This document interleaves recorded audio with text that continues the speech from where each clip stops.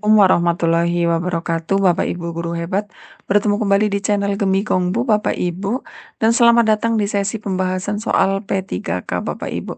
Bagi Bapak Ibu yang sedang mempersiapkan ujian, semoga kami bisa memberikan banyak referensi untuk Bapak Ibu mempersiapkan diri menghadapi seleksi P3K. Dan kami doakan semoga Bapak Ibu selalu sehat dan diberi rezeki untuk menjadi bagian dari ASN P3K tahun 2025. Selamat menyimak Bapak Ibu untuk soal dan pembahasan soal P3K tahun 2024. Kita langsung ke nomor 1, Bapak Ibu. Setelah melalui proses persidangan, akhirnya rumusan Pancasila, hasil penggalian Bung Karno tersebut berhasil dirumuskan untuk dicantumkan dalam pidato kebangsaan, Mukadimah Undang-Undang Dasar 1945, teks proklamasi, sidang BPUPKI, dan batang tubuh UUD 1945. Nah, kita punya kata kunci rumusan Pancasila ya Bapak Ibu, jelas tidak ada di pidato kebangsaan, teks proklamasi juga seperti itu, sidang BPUPKI, batang tubuh UUD 1945 juga kurang tepat. Jadi jawaban yang paling tepat adalah Mukadimah UUD 1945.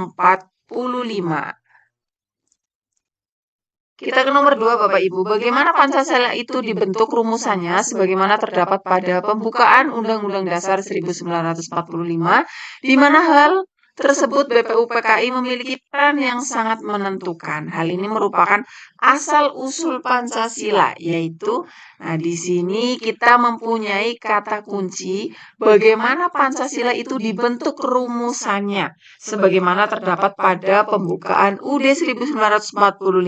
Sausa normatif tidak tepat ya Bapak Ibu, materialis juga tidak tepat, formatif efisien juga tidak tepat. Jadi jawaban yang paling tepat sesuai dengan kata kunci dibentuk rumusan Pancasila adalah sausa formalis Bapak Ibu.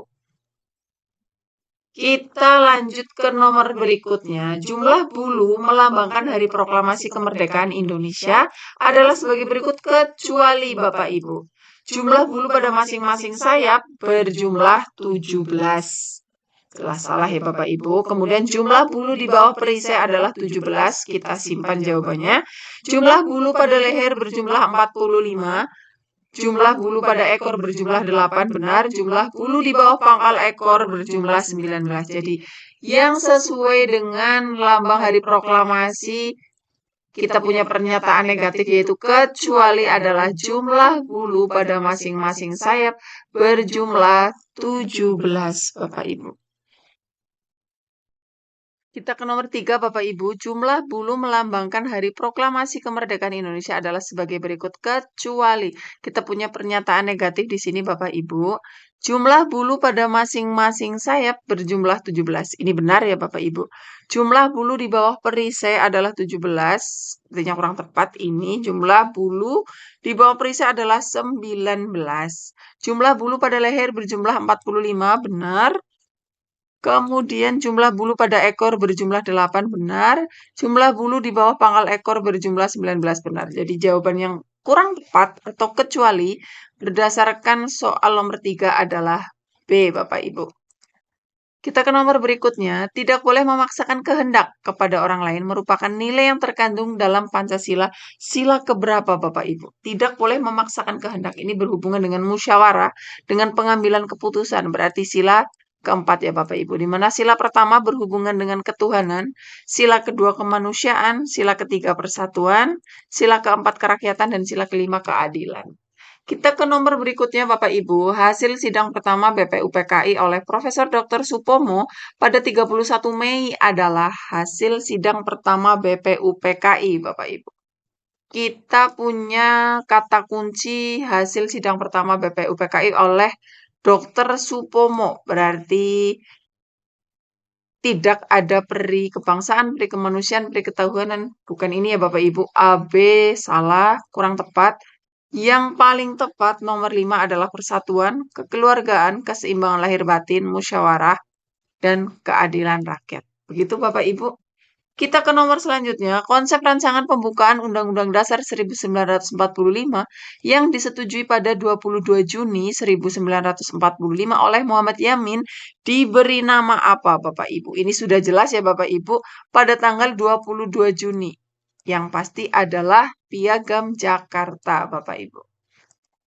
Lanjut ke nomor berikutnya, amandemen Undang-Undang Dasar 1945 perlu dilakukan karena beberapa pasal dalam Undang-Undang Dasar 1945 masih dapat ditafsirkan beberapa makna dalam penafsirannya. Kita simpan jawabannya.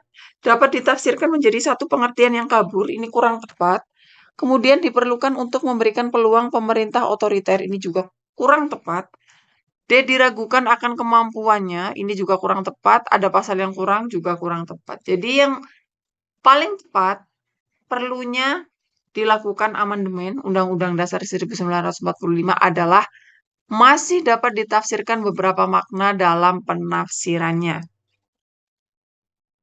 Untuk mengubah pasal-pasal Undang-Undang Dasar, sidang MPR dihadiri oleh sekurang-kurangnya berapa jumlah anggota MPR, Bapak Ibu? 1/2 kurang tepat, 3/4 juga kurang tepat, 3/5 ini jelas salah ya Bapak Ibu.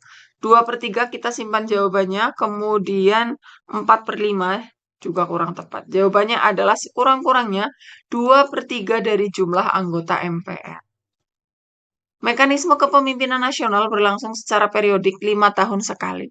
Sirkulasi ini didasarkan pada Undang-Undang Dasar 1945 yang mana, Bapak Ibu? Kita punya kata kunci kepemimpinan nasional berlangsung secara periodik 5 tahun sekali. Jika 5 tahun sekali atau kata kuncinya seperti ini, maka sirkulasi ini didasarkan pada Undang-Undang Dasar 1945 bab 4 pasal 16 ayat 2. Di bawah ini pahlawan yang terlibat dalam perang Aceh kecuali. Nah, ini Bapak Ibu biasanya kalau Aceh ini ada Tengku dan ada Cut ya Bapak Ibu. Nah, ini Tengku Umar betul, Panglima Polim ini juga betul. Kemudian Tengku Cikditiro betul, Cut Nyadin betul. Nah, pahlawan yang terlibat dalam perang Aceh kecuali Dewi Sartika Bapak Ibu. Lanjut ke nomor berikutnya Bapak Ibu, Pusat Tenaga Rakyat atau Putra adalah organisasi yang dibentuk pemerintah Jepang di Indonesia pada 16 April 1943 dan dipimpin oleh 4 serangkai kecuali ini Bapak Ibu kita punya pernyataan negatif di sini. 4 serangkai dalam pembentukan putra. Insinyur Soekarno, jelas ikut ya Bapak Ibu. Dr. Cipto Mangunkusumo, kita simpan dulu. Muhammad Hatta, Ki Hajar Dewantoro, Kiai Haji Mas Mansur. Yang paling kurang tepat dari pernyataan nomor 11 adalah Dr. Cipto Mangunkusumo. Ini bukan merupakan 4 serangkai dalam pembentukan putra. Berikut ini merupakan makna Indonesia sebagai negara kesatuan, kecuali kita punya pernyataan negatif, Bapak Ibu, hati-hati terhadap pernyataan-pernyataan negatif pada soal negara yang warga negaranya erat bersatu. Ini benar ya Bapak Ibu, otonomi individu diakui kepentingannya secara seimbang dengan kepentingan kolektivitas rakyat. Ini juga benar. Otonomi individu diakui kepentingannya secara seimbang dengan kepentingan kolektivitas rakyat benar. Mempersatukan seluruh bangsa Indonesia dalam pada NKRI benar. Mengabaikan adanya pluralisme dan menafikan otonomi individu rakyat ini jelas kurang tepat ya Bapak Ibu. Teori yang menyatakan bahwa adanya negara di dunia ini adalah atas kehendak Tuhan disebut teori teokrasi, Bapak Ibu. Kita punya kata kuncinya di sini. Tujuan negara Republik Indonesia yang berkaitan dengan dunia internasional adalah A. Mencerdaskan kehidupan bangsa. Ini kurang tepat ya Bapak Ibu, karena di sini konteksnya berkaitan dengan dunia internasional. Memajukan kesejahteraan umum juga kurang tepat.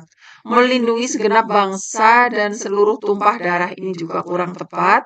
Kemudian melaksanakan ketertiban dunia. Nah, ini sudah konteksnya sudah dunia internasional ya Bapak Ibu. Memajukan kerjasama regional juga kurang tepat. Jadi jawaban yang paling tepat adalah melaksanakan ketertiban dunia. 15. Secara umum kemajemukan bangsa Indonesia terbagi menjadi dua macam, yaitu vertikal dan horizontal. Di bawah ini merupakan contoh perbedaan vertikal, yaitu suku, ras, jabatan, bahasa, adat istiadat. Nah, ini jawaban nomor 15 adalah adat istiadat. 16. Bhinneka Tunggal Ika telah dirumuskan sebagai semboyan NKRI. Dalam hal ini, ketunggal ikaan yang dimaksud dapat pula berarti A. Realitas sosial, B. Cita-cita kebangsaan, C. Jembatan emas, D. Merdeka, E. Berdaulat. Di sini kita punya kata kunci ketunggal ikaan yang dimaksud dapat berarti cita-cita kebangsaan, Bapak Ibu.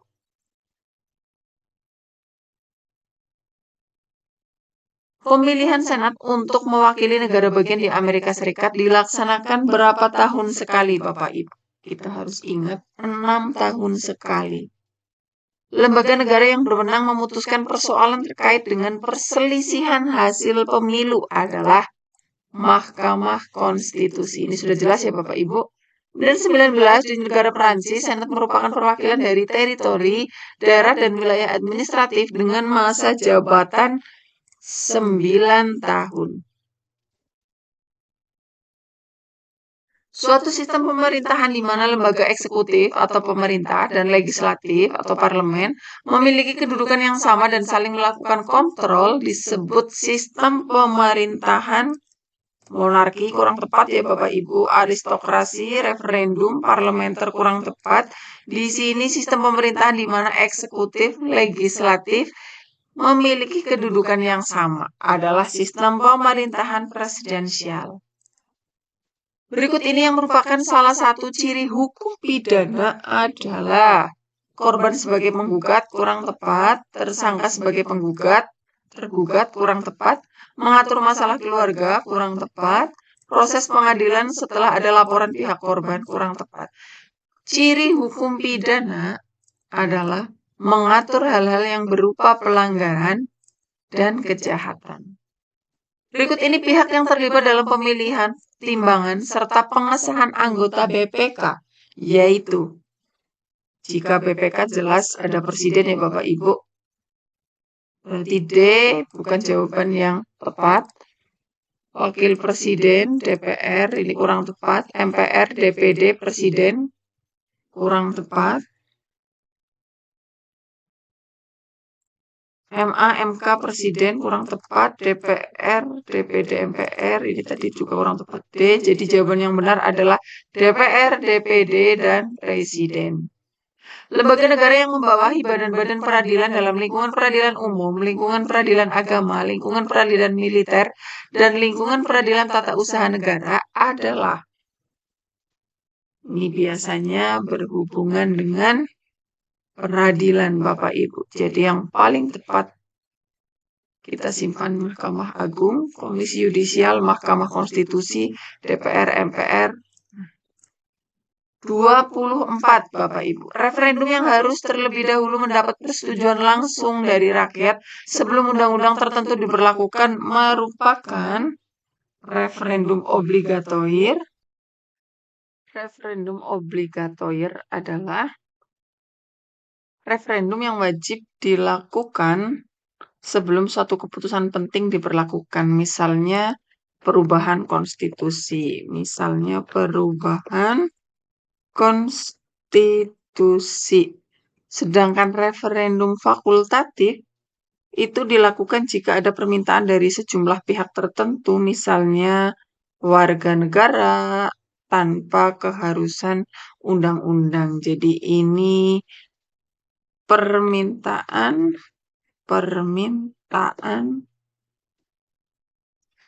pihak tertentu. Kemudian referendum konsultatif digunakan untuk meminta pendapat rakyat. Meminta pendapat rakyat. Kemudian jika referendum terpusat adalah diselenggarakan oleh pemerintah pusat. Diselenggarakan oleh pemerintah pusat. Sedangkan referendum kerakyatan mencerminkan keinginan rakyat yang berhubungan dengan hak dasar rakyat. Jadi, referendum yang harus terlebih dahulu mendapat persetujuan langsung dari rakyat sebelum undang-undang tertentu diberlakukan adalah referendum obligator ya Bapak Ibu. Kemudian kita ke nomor berikutnya. Keuntungan utama yang diperoleh dari pelayanan dan perdagangan antar pulau dan antar daerah adalah mempercepat proses integrasi bangsa Indonesia. Kita simpan dulu. Budaya salah satu daerah musnah, jelas tidak ya Bapak Ibu. Saling mengenal suku-suku bangsa. Ini tentang perdagangan antar pulau ya Bapak Ibu. Kemudian menimbulkan persaudaraan antar pulau dan antar daerah, perkawinan antar suku dan antar daerah. Ini jawaban A, C, D, E. Ini hampir benar ya Bapak Ibu. Namun kita cari jawaban yang paling tepat adalah keuntungan utama yang dapat diperoleh dari pelayanan dan perdagangan antar pulau dan antar daerah adalah mempercepat proses integrasi bangsa Indonesia. 26 pemilu pertama tahun 1955 digunakan untuk memilih. Ini pemilu yang pertama adalah anggota DPR dan konstituante. Candi Prambanan yang bercorak Hindu dibangun pada masa dinasti Sanjaya. Kerajaan yang menjadi pusat kegiatan Wali Songo adalah, sudah jelas ya Bapak Ibu, Wali Songo, kata kuncinya adalah di Kerajaan Demak. Kemudian Mahatma Gandhi menganjurkan agar rakyat India melaksanakan swadesi karena barang-barang buatan India mutunya baik dan harganya lebih murah, kurang tepat. Produk Inggris harganya mahal, kurang tepat Bapak Ibu. Penduduk India cukup banyak dan daya belinya memadahi, juga kurang tepat. India mampu memenuhi kebutuhannya sendiri, kita simpan jawabannya. Kemudian Inggris tidak mungkin memenuhi kebutuhan India, ini jelas kurang tepat ya Bapak Ibu. Jadi swadesi itu dianjurkan oleh Mahatma Gandhi karena India mampu memenuhi kebutuhannya sendiri. Kemudian 30, Dr. Sun Yat-sen selain dikenal sebagai tokoh nasionalis Cina, juga dikenal sebagai pemimpin partai Kuomintang. Berikut ini adalah tujuan Indonesia mengikuti AFTA atau ASEAN Free Trade Area ya Bapak Ibu. Ini mengadakan perjanjian ekstradisi terhadap seluruh anggota ASEAN, kurang tepat.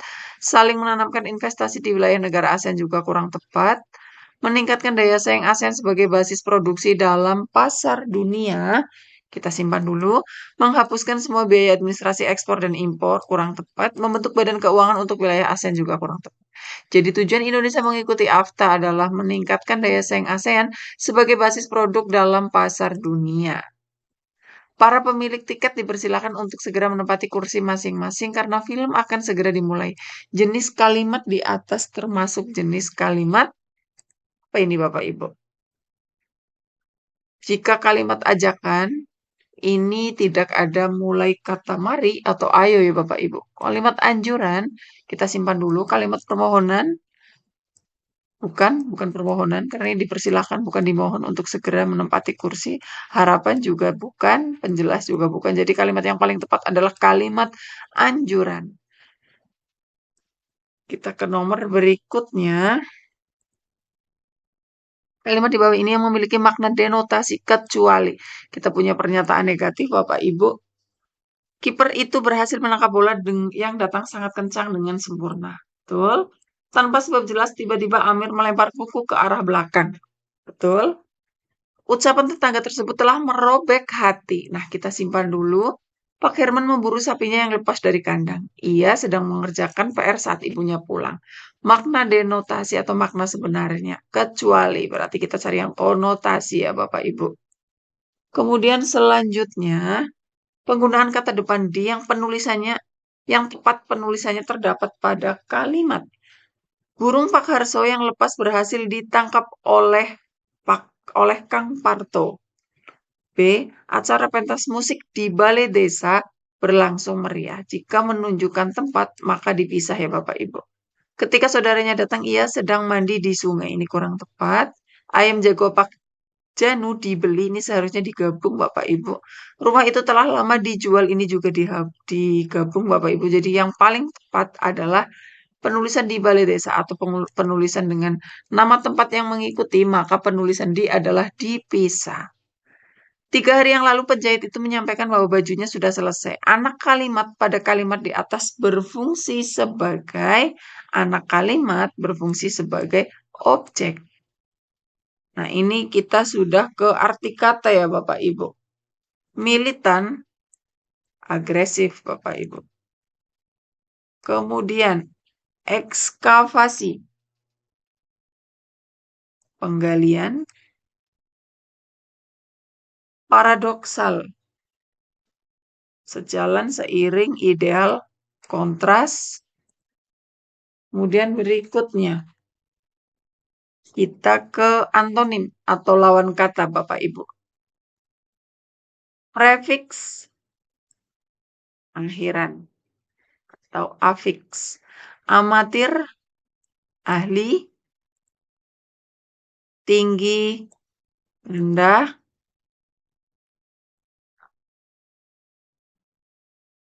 Ke-42, pikiran, otak.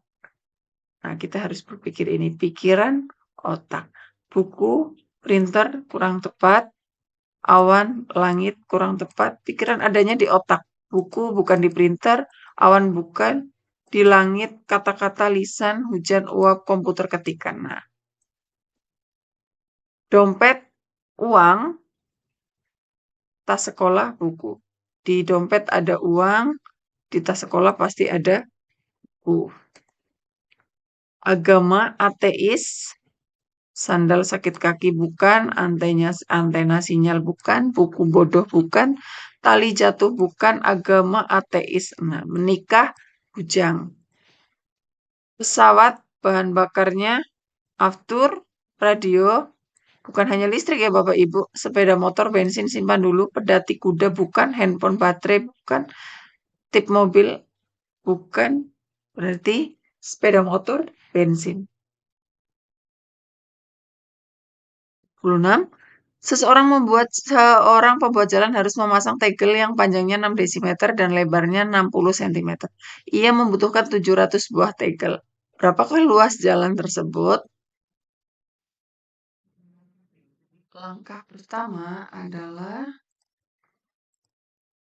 kita tulis dulu di sini penyelesaiannya. Seorang pembuat jalan harus memasang tegel yang panjangnya 6 desimeter. Yang pertama adalah kita mengkonversi panjang dan lebar tegel ke satuan yang sama. 6 desimeter sama saja dengan 0,6 meter. Kemudian 60 cm, 60 cm sama saja 0,6 meter. Nah, hitung luas satu tegel sama dengan panjang kali lebar. Nah, di sini panjangnya sama ya Bapak Ibu. 0,6 sama dengan 0,6 kali 0,6 sama dengan 0,36 meter persegi. Kemudian hitung total, ini sepertinya kurang besar.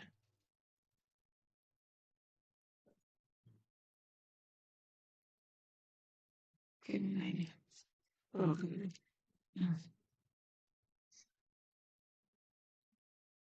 Kemudian yang selanjutnya adalah total luas jalan sama dengan luas satu tegel kalikan dengan jumlah tegel. Ini kita kecilkan dulu tulisannya supaya muat ya Bapak Ibu. Nah, udah kecil sama dengan luas satu tegel tadi adalah 0,36 kalikan jumlah tegelnya 700 sama dengan 252 meter persegi. Jadi, berapakah luas jalan tersebut adalah 252 meter persegi. Gitu ya Bapak Ibu. Kita ke soal berikutnya. Seorang agen koran telah berhasil menjual 1.684 buah koran dari 154 lusin koran yang tersedia. Kemudian, presentase koran yang tersedia adalah, kita buat penyelesaiannya di sini Bapak Ibu. Nah, yang pertama harus kita lakukan adalah hitung jumlah total koran. Hitung jumlah total koran. Satu lusin ada 12 buah. Lalu jumlah total koran tersedia adalah 154 lusin kali 12 sama dengan 1.848 buah. Kemudian yang kedua, hitung persentase koran yang berhasil dijual. Persentasenya sama dengan jumlah koran yang dijual dibagi jumlah total koran kalikan 100%. Nah, jadi jumlah koran yang dijual tadi adalah 1.684 per jumlah total koran 1.848. Ini kita beri kurung dulu. Kemudian kalikan 100% sama dengan 91,1% Bapak Ibu. Jadi jawaban yang tepat untuk soal nomor 47 adalah D Bapak Ibu. Kemudian sekarang nomor 48. Narti membeli tabloid setiap 4 hari sekali, sedangkan Lia membeli tabloid setiap 7 hari sekali. Kemarin Narti membeli tabloid, Lia akan membeli tabloid besok. Keduanya paling cepat akan membeli tabloid lagi pada hari yang sama. Berapa hari lagi, Bapak?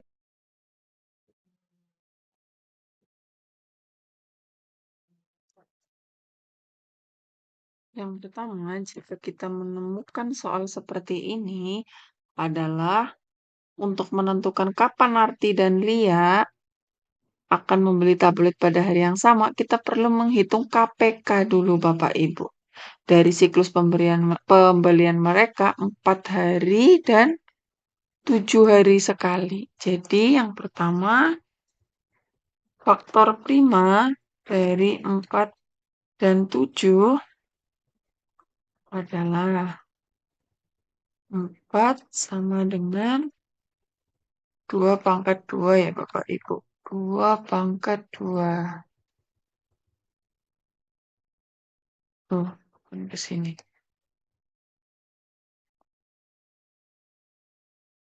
Kemudian 7 sama dengan 7 pangkat 1.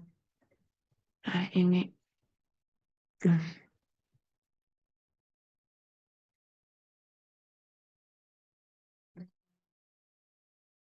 7 pangkat 1.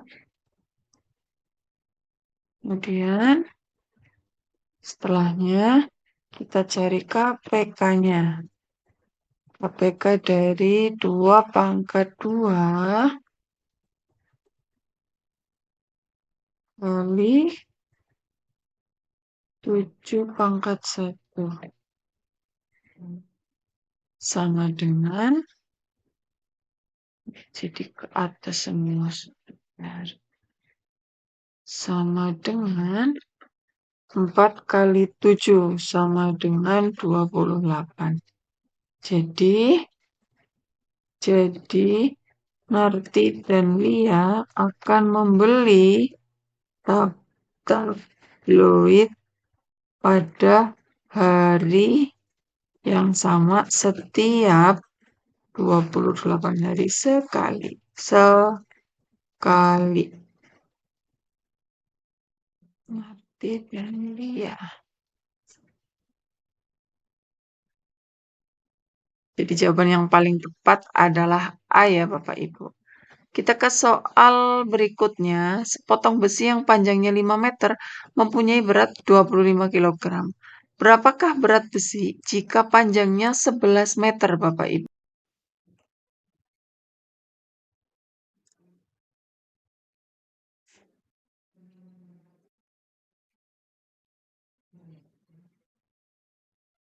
Yang pertama adalah kita menggunakan rumus perbandingan Bapak Ibu. Berat awal per seperti ini saja.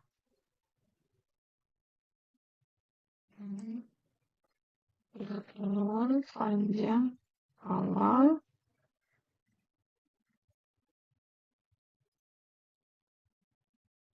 kemudian sama dengan berat baru ini panjang baru.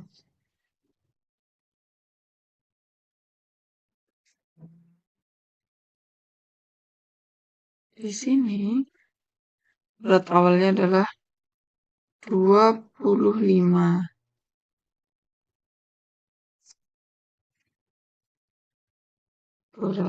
Berat baru panjang awalnya di sini 5, berat barunya 11.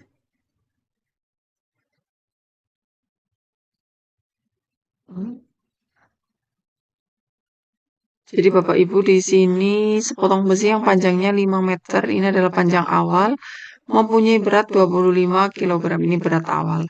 Berapakah berat besi jika panjangnya 11 meter ini adalah panjang baru.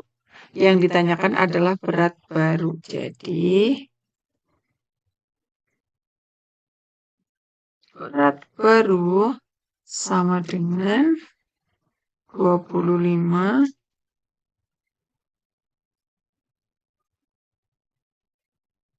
dibagi 5, kemudian kita kalikan dengan 11. Oh ini ikut garis bawah. Sama dengan 5 kali 11. Sama dengan 55 kilogram. Jadi jawaban yang benar untuk soal nomor 49 adalah 55 kilogram. Begitu Bapak Ibu, kita ke soal berikutnya. Jika P sama dengan 3, X sama dengan 2, dan R sama dengan P2 tambah 2PQ tambah Q kuadrat, berapakah PQR?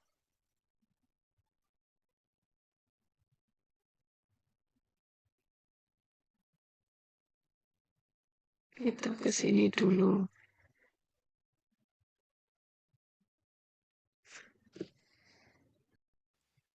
Yang pertama adalah saya hitung nilai R.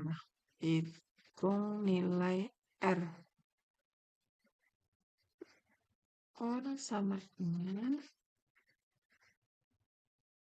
P kuadrat ditambah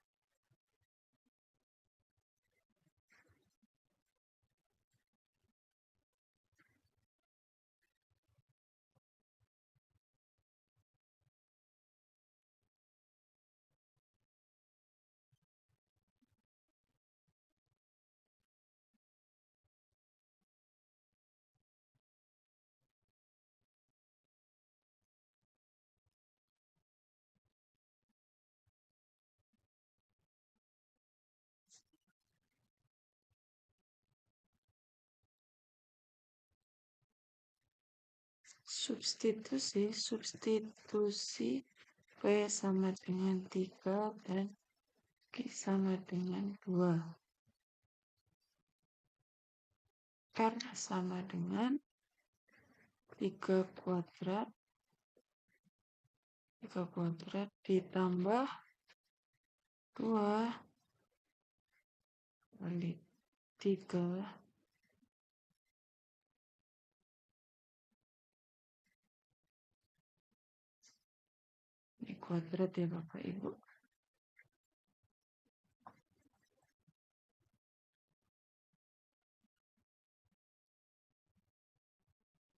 Setelahnya kita selesaikan R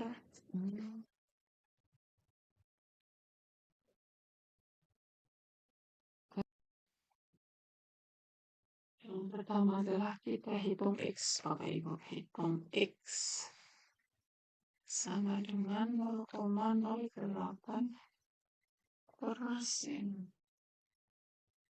dari 2,54. Nah, X sama dengan 0,08 per 100 kalikan 2,54 sama dengan 0,0008 kali 2,54 sama dengan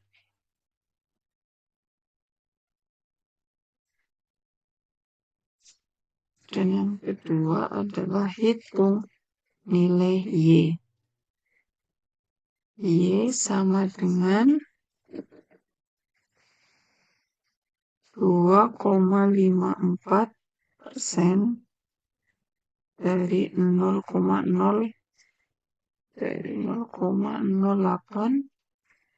sama dengan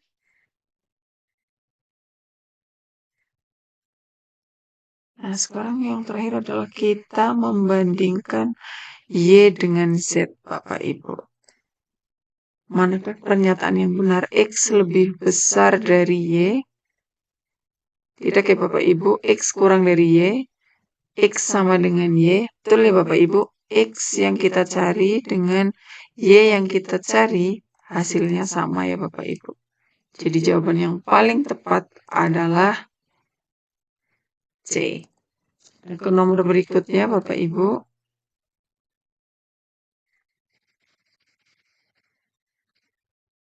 Sebuah truk yang mengangkut pasir dan 4 orang penumpang mempunyai berat total sebesar 31 ton. Berapa kilogram beban pasir yang diangkat oleh truk tersebut jika berat rata-rata 2 penumpang adalah 53 kilogram?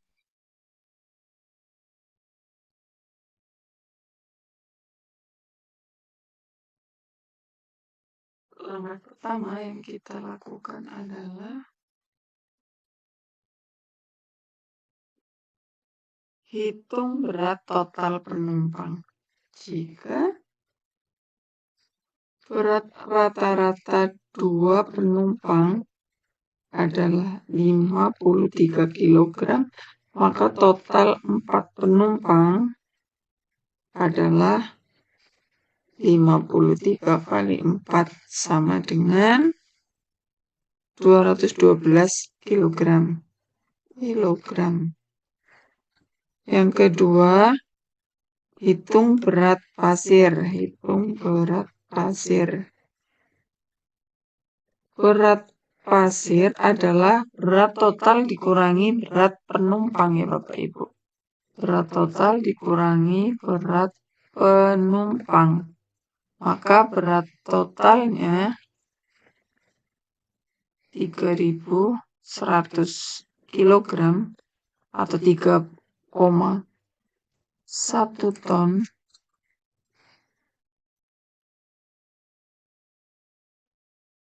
dikurangi 212 kg. Nah, dari sini kita sudah tahu ya Bapak Ibu bahwa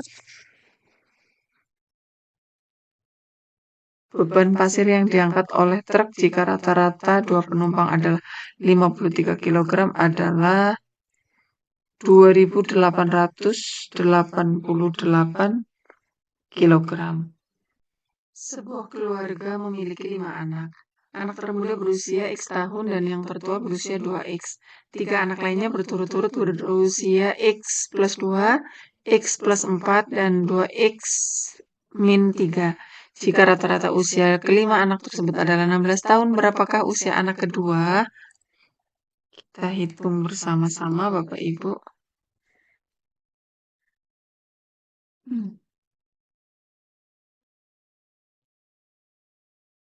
Yang pertama kita hitung adalah usia masing-masing.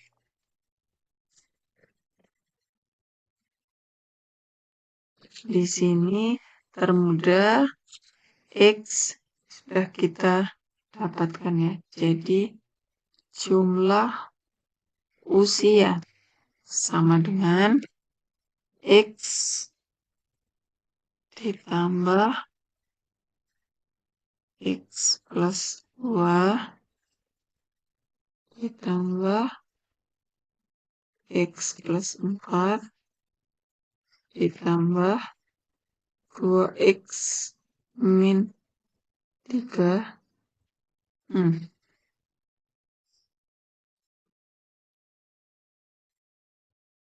Tambah 2X sama dengan. Nah, langkah yang kedua adalah rata-rata usia.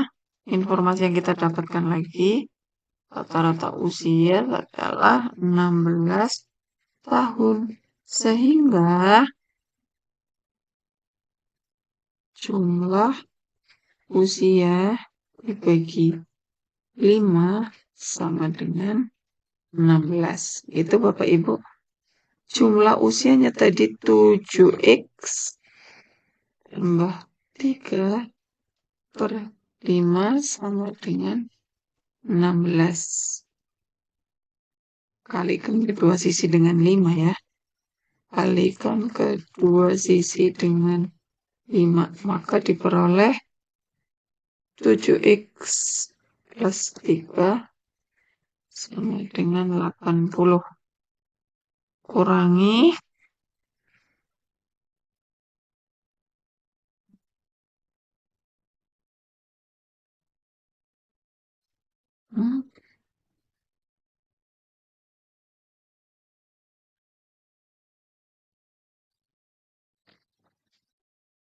kurangi 3 dari kedua sisi.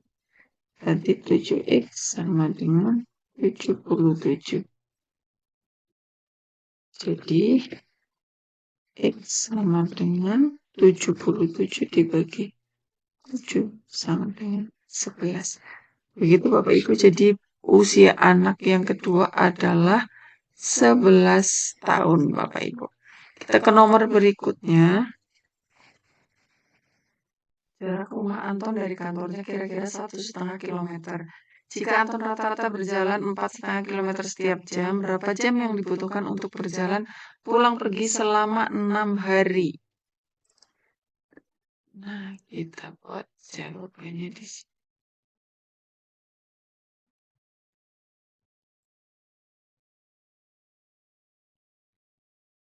Yang pertama,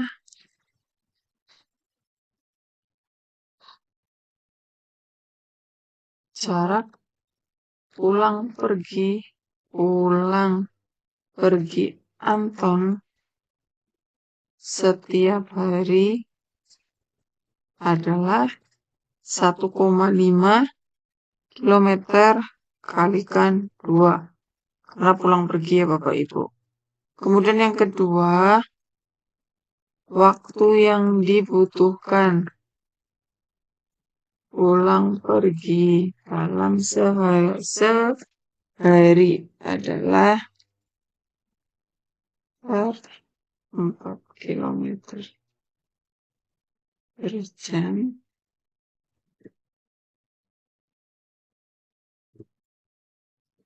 Kita sederhanakan jadi ini 3 per 4,5 ya Bapak Ibu. Jadi 2 per 3. Dan waktu total untuk 6 adalah 2/3 jam kali 6 jam. Itu Bapak Ibu. Jadi waktu yang dibutuhkan total adalah 4 jam. Kita ke nomor berikutnya Bapak Ibu. Dedi mengendarai sepeda dalam 5 hari dan menempuh jarak 426 km. Hari pertama mencapai 90 kilo, hari kedua 65, hari ketiga 110, dan hari keempat 95 km. Berapa kilometer yang ditempuh pada hari kelima, Bapak Ibu?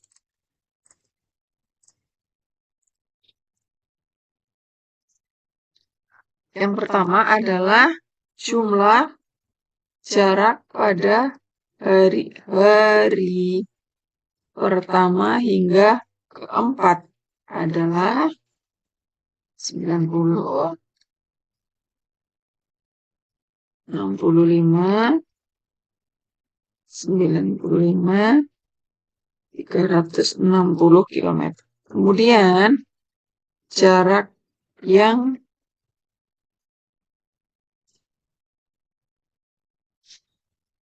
empat ratus 26 dikurangi. Begitu Bapak Ibu. Jadi jarak yang ditempuh pada hari kelima adalah 66 km. Begitu Bapak Ibu untuk soal nomor 55. Kita ke soal berikutnya. Selanjutnya Bapak Ibu, suatu kelompok diberi 2 jenis pertanyaan. 75% bisa menjawab pertanyaan A dan 84% bisa menjawab B. Berapa presentasi minimum dan maksimum orang-orang yang bisa menjawab kedua pertanyaan tersebut? Kita kerjakan sama-sama Bapak Ibu. Untuk langkah yang pertama, presentase maksimum orang yang bisa menjawab kedua pertanyaan adalah ketika semua orang yang bisa menjawab pertanyaan A juga bisa menjawab pertanyaan B. Dalam hal ini, presentasi orang yang bisa menjawab kedua pertanyaan tidak lebih dari yang memiliki kemampuan menjawab pertanyaan B. Jadi, presentase minimum adalah 75%. Adalah 75%. Karena 75% yang lebih kecil antara 75% yang lebih kecil antara 75% dan 84%. Nah, kemudian langkah yang kedua, presentasi minimum orang yang bisa menjawab kedua pertanyaan terjadi ketika orang yang bisa menjawab pertanyaan A dan B benar-benar saling terpisah atau tidak ada tumpang tindih. Dalam hal ini, persentase orang yang bisa menjawab kedua pertanyaan adalah hasil pengurangan dari jumlah total orang yang bisa menjawab pertanyaan dengan 100%. Jadi, persentase minimum adalah 75% ditambah 84% dikurangi 100% sama dengan 159% dikurangi 100% sama dengan 59%. Nah, jadi kesimpulannya, persentase minimum adalah 59% dan persentase maksimum adalah 75%. Jadi jawabannya adalah D ya Bapak Ibu, 59% sampai dengan 75%. Begitu Bapak Ibu untuk kumpulan soal-soal P3K beserta pembahasannya, masih banyak soal yang akan kita bahas di pertemuan berikutnya, Bapak Ibu. Terima kasih untuk Bapak Ibu yang sudah bergabung bersama kami menyimak video kami dari awal sampai akhir. Semoga Bapak Ibu semua lolos dalam seleksi P3K tahun 2024 dan menjadi ASN di tahun 2025. Terima kasih Bapak Ibu. Jangan lupa klik subscribe dan like sehingga Bapak Ibu tidak tertinggal ketika kami mengupdate video terbaru. Kita bertemu lagi insya Allah Bapak Ibu di pertemuan berikutnya untuk membahas kembali soal-soal latihan beserta pembahasan P3K. Terima kasih Bapak Ibu. Wassalamualaikum warahmatullahi wabarakatuh.